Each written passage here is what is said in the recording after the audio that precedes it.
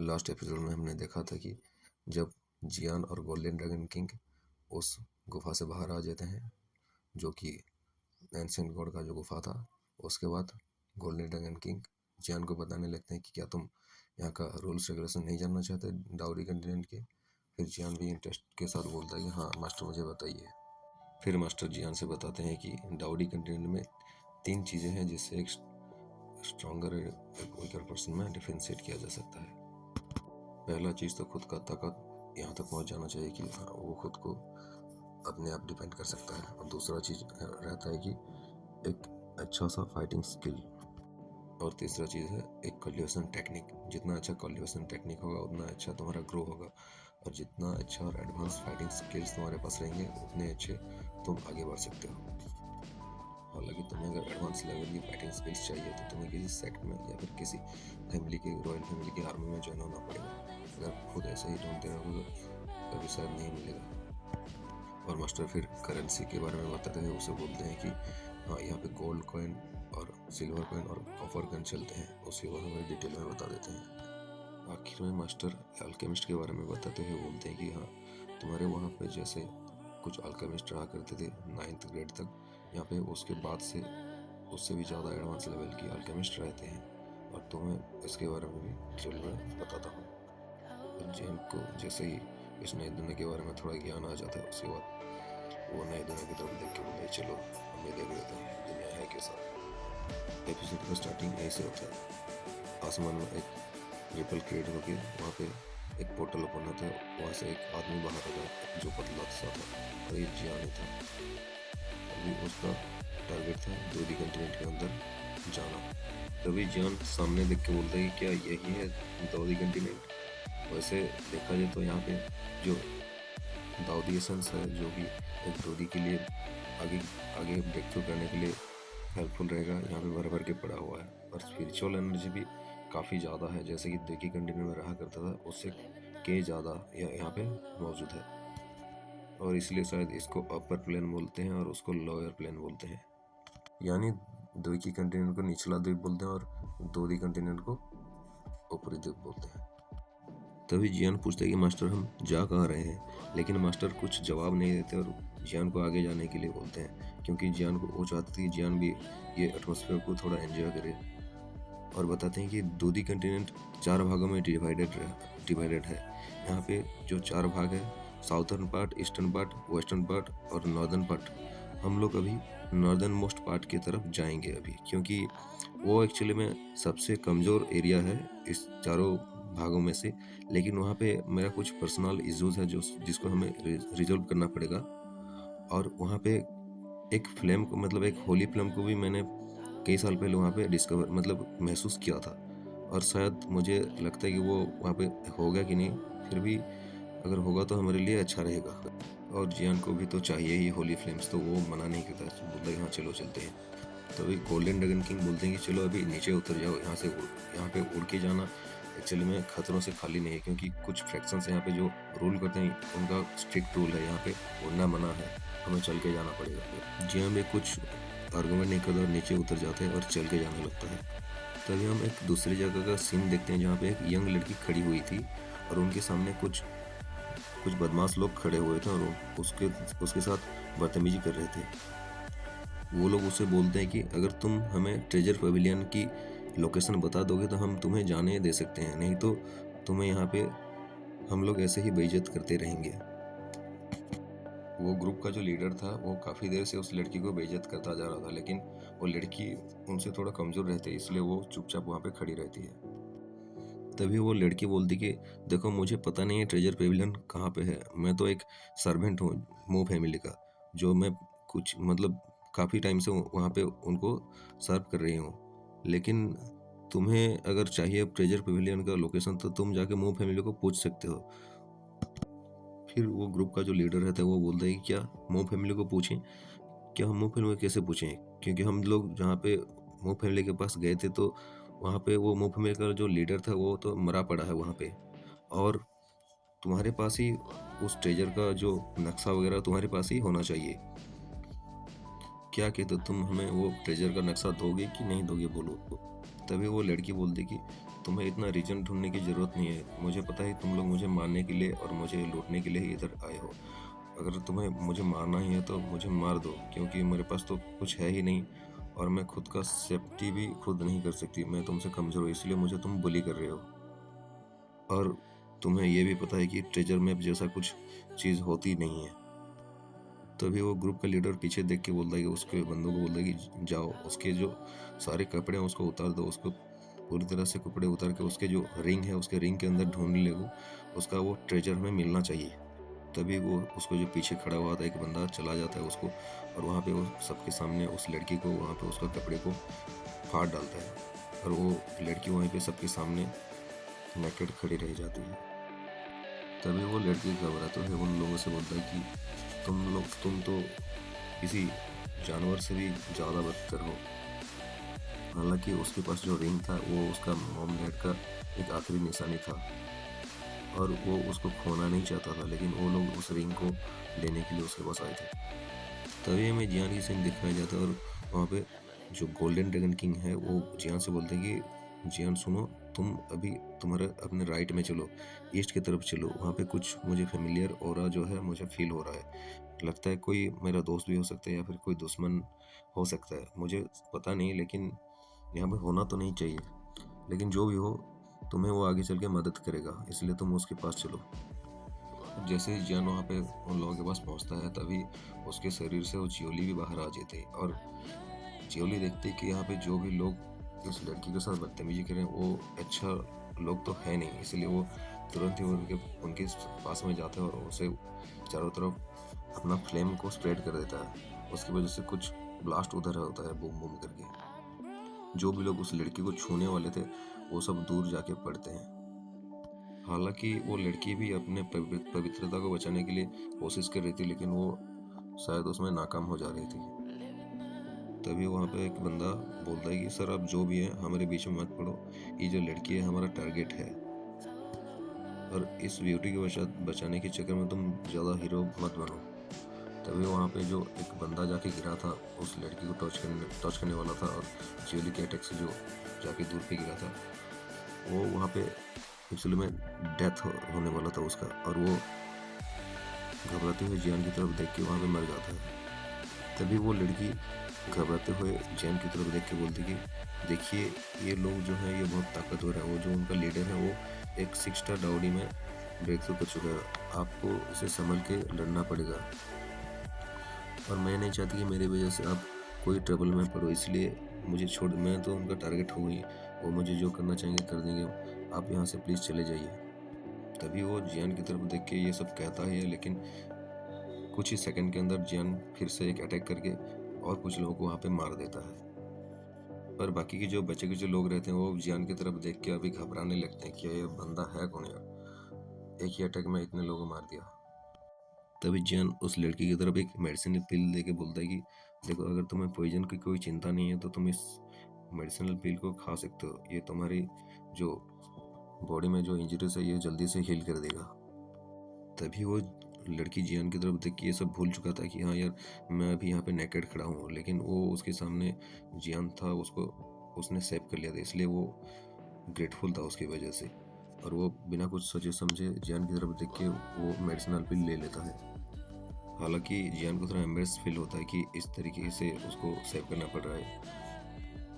तभी वो लड़की जियान को थैंक यू बोल के वो मेडिसिन ले लेती है और उसको खा जाती है। उसके बाद उसका जो घाव है धीरे धीरे जल्दी से भरने लगे हैं, लेकिन वो देख के वो फील करता है कि ये तो एक बहुत ही हाई ग्रेड की पिल है। वो उनसे पूछता है कि क्या तुम इतने हाई ग्रेड की पिल मुझे देने की क्या ज़रूरत थी, लेकिन जियान उसके बातों को इग्नोर कर देता है। तभी जियान उस बचे हुए लोगों से पूछता है कि तुम एक कमज़ोर लड़की को क्यों ऐसे टारगेट बना रहे हो तुम लोग। तभी वो लोग डरते हुए बोलते कि देखो यंग मास्टर हमें छोड़ दो, हम तो ऐसे ही घूमते रहते हैं, और जैसे हम एक बार मो फैमिली की तरफ गए थे कुछ मदद मांगने के लिए, लेकिन हमने देखा कि उनका किसी ने मर्डर कर दिया था और वहाँ पे हमें ये लड़की मिल गई थी और हमें पता चला कि इसके बॉडी में जो है एक ट्रेजर पवेलियन का एक मैप जो नक्शा है इसके बॉडी के अंदर छुपा हुआ है, इसलिए हम लोग उसको लेने के लिए इसके पीछे पड़ गए थे। जियान देखता है कि वो लोग अभी उनका डेथ की सिचुएशन में आ गए हैं और वो लोग अभी ये सब झूठ नहीं बोल रहे हैं, तो वो उनको छोड़ देते हैं। तभी वो बचे कुछ लोग जो रहते हैं वो अपनी जान बचाते हुए जियान के हाथों से चले जाते हैं। और वो लोग सब चले जाने के बाद वो लड़की जियान के कदमों के नीचे वो झुक जाता है और उसे बोलता है कि मैं आपको शुक्रिया करता हूँ कि आपने मुझे इसी सिचुएशन में बचाया। तभी जियान बोलता है कि तुम उठ जाओ, इतना पोलाइट होने की ज़रूरत नहीं है, वैसे मैंने तो सिर्फ अपना फर्ज निभाया है। लेकिन वो अभी मन में सोच रहा होता है कि गोल्डन ड्रैगन किंग ने उसको एक 1 स्टार डाउडी को बचाने के लिए क्यों कहा था। हाँ, शायद कोई रीजन हो सकता है। तभी वो लड़की से बोलता है कि तुम इन लोगों को क्या मारना चाहते हो या फिर कुछ करना चाहते हो। तो लड़की बोलती है कि नहीं, उनको छोड़ दीजिए, वैसे उनका भी कोई गलती नहीं है क्योंकि मैं तो कमज़ोर हूँ उनसे, तो उस टाइम पे सिचुएशन पे मैं उनको मिल गई थी, इसलिए वो लोग मुझे टारगेट करके मेरे जो ट्रेजर्स वगैरह हैं उसको एक्वायर करने के लिए मेरे पीछे पड़ गए थे।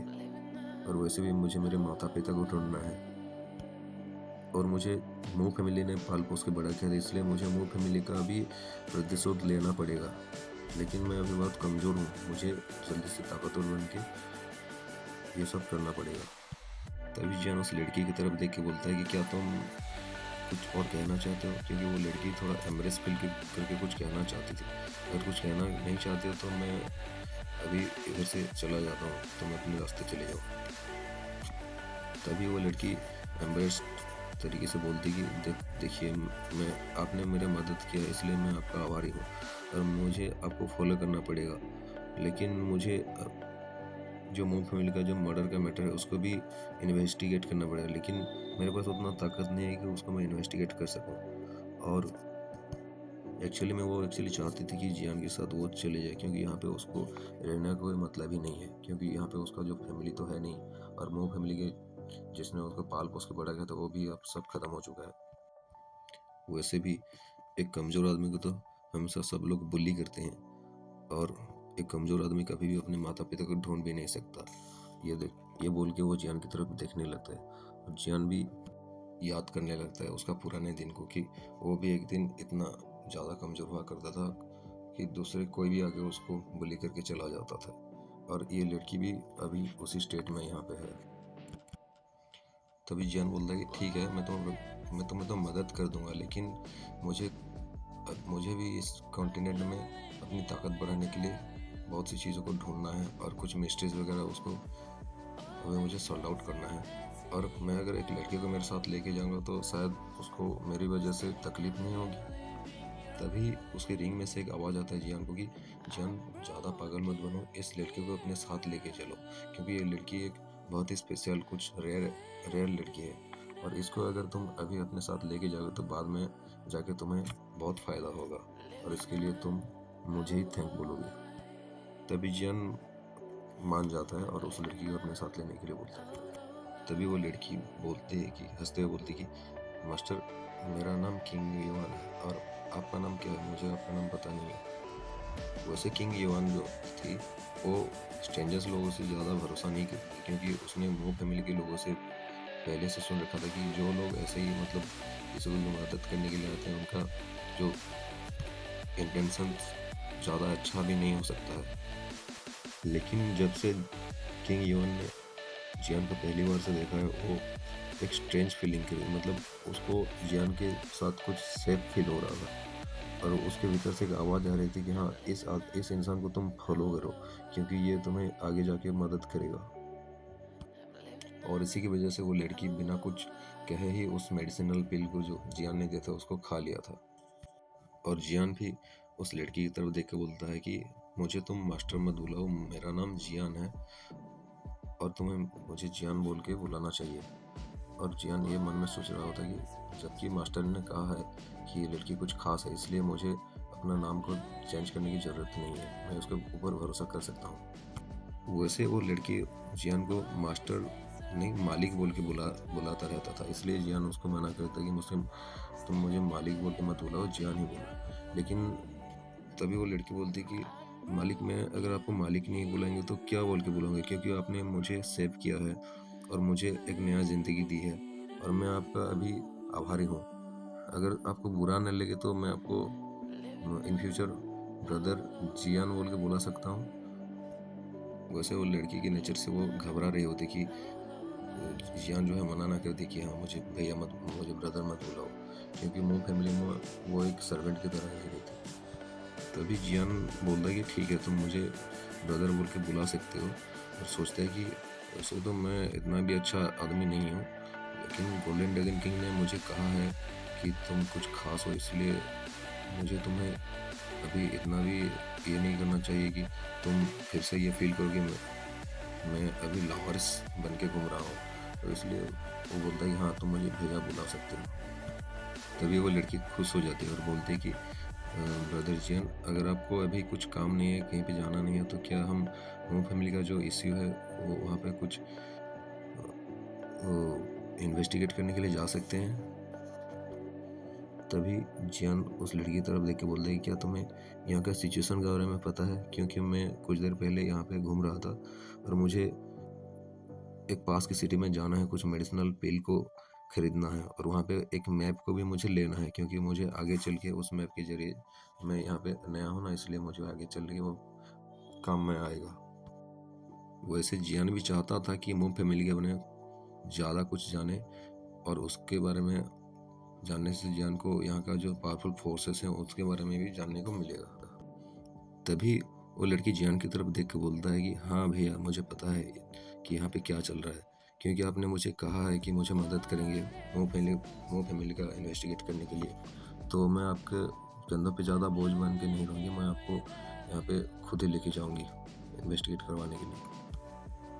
तभी वो जियान को बताने लगती है कि यहाँ का जो ये सिटी है, ये सिटी का नाम किंगचेंग सिटी है और ये मॉन्स्टर बीस्ट माउंटेन की फुट हिल पे लोकेटेड है और इसका जो नेक्स्ट बॉर्डर है वो जुआनलिंग कॉन्टिनेंट है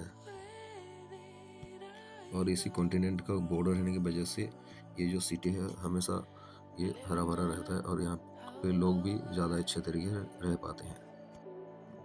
और ये जो किंगचिंग सिटी है, इसका जो रेडियस है कुछ 100 माइल्स का हो सकता है, एक 100 माइल्स का रेडियस में फैला हुआ है।